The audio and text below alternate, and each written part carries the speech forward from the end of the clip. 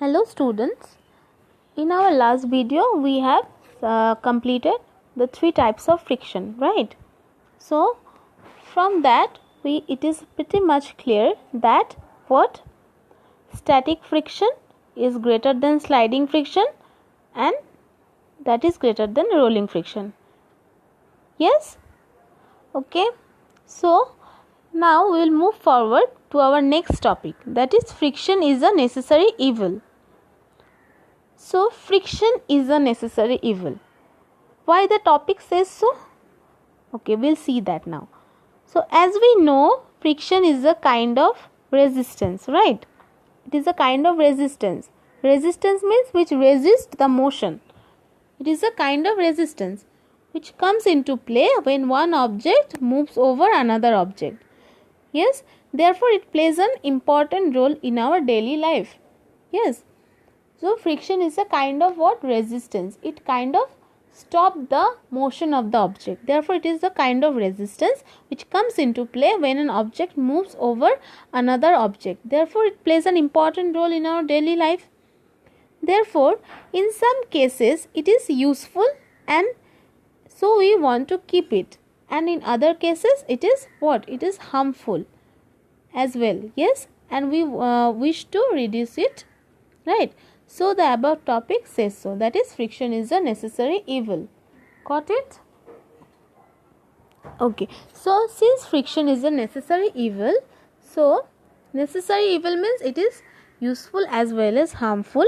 So it has got some advantages and disadvantages as well. Yes, it is very much clear that it has got advantages as well as disadvantages based on this topic. So we'll move forward to the next topic, that is advantages of friction. Okay.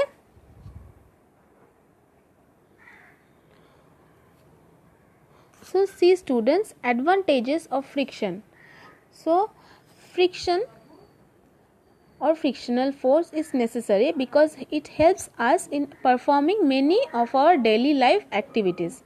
Yes, friction is useful to us because of the following advantages. So we will see the advantages now which are mentioned in your book. There are some advantages. So first is friction enable us to walk without slipping. So what does it mean? So we are able to walk on ground because frictional force or friction between the sole of our shoes and ground prevents us from slipping over the ground. Got it? So that is how we are able to walk on the ground. So friction enables us to walk without slipping. So again, walking on slippery ground is difficult because why? Because the frictional force on slippery ground is much less, which may not be sufficient to prevent us from slipping. Yes? See figure 13. It is showing what? Friction enables us to walk on ground. Got it? So as you walk, so when we move forward or as we walk on the ground, frictional force acts in the opposite direction. Yes? So that is how it in order to step forward during walking, we lift one foot off the ground and push the ground backwards with the other foot. Yes, if there were no friction between the sole of our shoe and the ground, then our shoe on the ground would slip backwards. Yes, since we push the ground backwards, the force of friction acts in the opposite direction, that is what? Forward, and prevents our foot from slipping backwards. Got it? So that is how friction enables us to walk without slipping. Now students, see, when we accidentally step on a banana peel thrown on the road, we usually slip and fall down. Yes, so why so? Why does it happen so? This is because the inner side of banana peel being smooth and slippery reduces the friction between the sole of our shoe and the surface of road. And this small frictional force is not enough to prevent our foot from slipping backwards. Got it? Okay. So then second advantage is friction enables a car to move on road without skidding. So what does it mean? that is the frictional force or friction between tires of a car and the road enables a car to move forward on road without skidding. Skidding means it is kind of slipping. So this happens as follows. When the engine of car makes the wheel of a car turn, the tire pushes the road backwards as it points of contact with the road. That is figure 15. See? So friction acts in the forward direction when the wheel turns. Got it? So the friction between tire of car and the surface of road acts in the forward direction and prevents from skidding. Got it? Now if there were no friction between car and tires, that is car tires and road, then the wheels of car would spin at the same place. Yes, but the car would not move forward at all. The car would stay where it was. So it becomes somewhat difficult to drive and control a car on wet road. This is because why? This is because the presence of water on the surface of wet road reduces what? Reduces friction and makes it slippery. And because of reduced friction, there are more chance of skidding of car, or especially when brakes are applied suddenly. So driving a car on wet road needs extra care, right? Just like a car, friction also enables a bicycle to move along a road, since bicycle also has tire, right? Now the third advantage is friction enable us to apply brakes and slow down or stop a moving car. So what does this subtopic or what does this advantage says? That friction enable us to apply brakes and slows down or stop a moving car. Okay, so let's see. The brakes of a car work by what? Friction.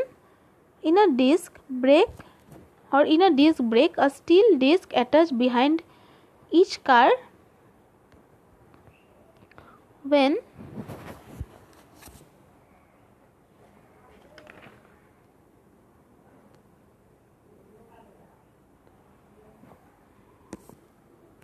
so the car that is the brakes of a car work by friction. That is how it works by friction. Okay, in a disc in a disc brake, steel disc attached behind each car wheel spins between two small pads or between two small brake pads. When the brakes are applied to the running car, by pushing the brake pedal, the brake pads press against the disc of the rotating car wheels. This produces friction between brake pads and the disc, making the wheels to slow down and ultimately stop. Similarly, the brakes of a bicycle also work by friction. The same thing happens. Okay. Now the fourth disadvantage is friction enable us to write and draw on paper. So how we are able to draw on a paper? We are able to write and make drawing on paper because there is friction between the tip of a pencil. So between the tip of a pencil and paper, the pencil has a thin black core made of carbon, isn't it? Which is called pencil lead. When we write with a pencil, friction with paper rubs off carbon particles when the pencil lead which stick to the paper and leave black marks on paper. Similarly, when we write with a pen, the particle of ink rub off from the pen's refill due to friction with paper, stick on the paper and leave marks of writing on papers. If there were no friction between the pencil and paper, writing and drawing on paper would not have been possible, isn't it? So we cannot write with a pencil on a glass sheet because the glass surface is very smooth, due to which the friction between the tip of a pencil and glass surface is much less, right? This friction is not sufficient to rub off black graphite particles from the tip of a pencil. Got it?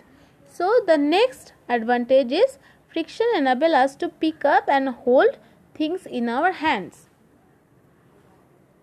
So how does friction enable us to pick up and hold things in our hands? We'll see that. Okay, so we are able to pick up things like book and hold it in our hands due to friction between the book and the hands. Similarly, we can hold a glass tumbler in our hands because of friction between the glass tumbler and our hands. Now, if the outer surface of glass tumbler is oily or greasy, now what will happen? Then it will become more difficult to hold it. Why so? This is because the presence of a film of oil on the outer surface of glass tumbler reduces the friction between glass tumbler and our hands. Due to less friction, the oily glass tumbler tends to slip from our hand and it becomes more difficult to hold. So it is easier to hold a what? Kulhar. Kulhar means an earthen pot which is made of mud. Got it? In our hand than a glass tumbler. Got it?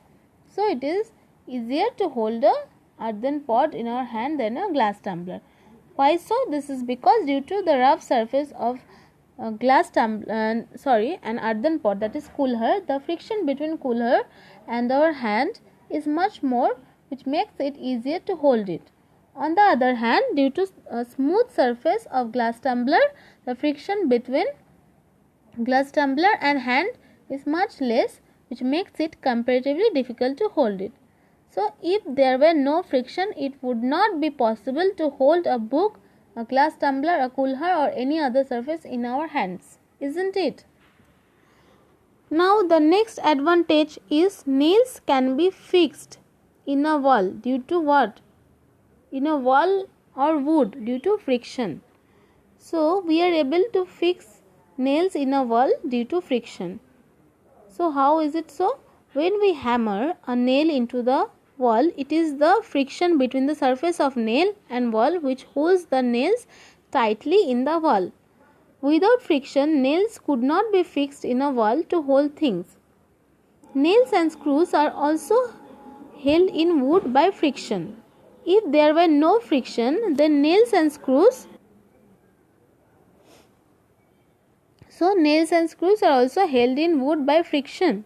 Got it? If there were no friction, then nails and screws could not be used to hold pieces of wood together, and hence we could not make any furniture like table, chair, etc. Thus, friction enables nails and screws to hold things together. Got it? Again, friction enables knots to be tied in strings like ropes, etc. Or in other words, knots in ropes are held together by friction. So, friction enables a person to climb a tree or pole without sliding down all the time. An oily or greasy pole has much less friction, due to which it becomes what? It becomes difficult to climb up a greasy pole, isn't it? So, friction enables a ladder to be leaned against a wall and not slip down the floor. Again, friction helps in the construction of buildings. Without friction, no buildings could be constructed. So, friction enables the belts to drive machines in factories. Without friction, belts would not drive machines. Got it? So, this is all about nails that can be fixed in a wall due to friction. Okay. Now, the next advantage is friction enable us to light a matchstick. Okay. So, when we rub a matchstick against the rough side of a matchbox, yes, you can see that the matchstick, when we rub it in a rough side of a matchbox. Then friction between the head of matchstick and rough side of matchbox produces what? Produces heat. Yes, this heat burns the chemical present on the head. There are chemicals present on the head of the matchstick, due to which the matchstick lights up. Yes, so the matchstick catches fire and starts burning. And the burning of a matchstick would not be possible without friction. Got it? So, students, the last and the next advantage is friction enable us to cut wood with a saw. So, we are able to cut wood because there is friction between the saw blade and log of wood. So if there were no friction between the saw blade and log of wood, then what would happen? Then cutting of wood would not be possible, isn't it? Okay, so this is all about the advantages of friction. Now we come to the disadvantage of friction. Okay, so first is what? Friction wears away the soles of our shoes. So what does it mean? So that is, when we walk on the road, there is friction between the soles of our shoes and the surface of road. When the soles of our shoes rub against the rough surface of road, then tiny pieces of the soles keep on breaking off slowly, due to which the soles of our shoes wears out gradually. Yes, it doesn't last, right? This is because of friction. This is one of the disadvantage of friction, right? So the wear and tear of the soles of our shoes ultimately causes holes in the soles. The shoes get damaged ultimately and become unfit to wear, right?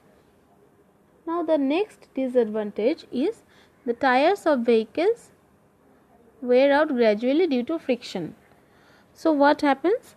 When the vehicles like cars, buses, trucks, etc. run on the road, then there is friction between the surface of tires and the surface of road. The rubbing of tires with roads keeps on breaking tiny pieces of rubber from the tire's surface gradually. So ultimately what happens? Ultimately all the threads present on the surface of tire are worn out and the tire becomes baldy. Got it? Such baldy tires have to be replaced by new tires, isn't it? Thus the tires of vehicles wear out due to friction with the road. So the tires of a bicycle also wear out gradually due to friction with the road. The same case happens here also. Next disadvantage is friction wears out the rubbing machine parts. So what happens in the machine parts? There are many moving parts in the machines like gears, etc., right, which rub against each other constantly. So due to friction, the rubbing parts of a machine wear out gradually. Now friction also wears out moving parts like ball bearing of bicycle and other machines also. The worn out or damaged parts of machines have then to be replaced by new ones. Got it? Now the next disadvantage is friction wears out the brake pads of vehicles gradually. Okay, when the brakes of a vehicle like car are applied, a lot of friction is produced between the brake pads and moving parts of the wheel. So this friction wears out the brake pads gradually. Now due to this, what happens? So due to this, the brake pads of vehicles have to be replaced quite often. Got it? Now the next disadvantage is friction wears out steps of staircase in buildings and foot over bridges. So when a lot of people use the staircase in a building every day, so what happens? The friction between the soles of their shoes and the stone steps wears away hard stone steps very slow. So many times we see worn out steps of foot over bridges at railway stations. Yes, we can see those. The steps of foot over bridges at railway stations or crowded places wears out due to friction caused by the shoes of extremely large number of people who use the overbridges all the time. Okay, then there is the next disadvantage, that is friction produces heat which may damage machines. Now if we rub our hand together quickly for a few seconds, they feel warm, isn't it? This is because friction between the hands produce heat. Similarly, when we operate a mixer grinder for a few minutes, its jar become what? Its jar become hot. Here again heat is produced by friction. When the moving part of a machine rub together, a lot of heat is produced due to friction between them. This heat may damage the machine part or machine gradually. Got it? Again, friction reduces the efficiency of a machines. Okay, some of the energy supplied to run a machine is wasted in overcoming friction between its moving parts, and some of the energy is wasted in heat generated by the machine. So this wastage of energy reduces the efficiency of a machine. Got it? Now, friction reduces or slows down motion. This is the last disadvantage. So friction reduces the motion of moving parts of a machine. In fact, all the moving things such as car, buses, aeroplane, boats and ships etc. are slowed down by friction. Yes, so this is all about advantages and disadvantages of friction. Okay, go through the topic, students. Thank you.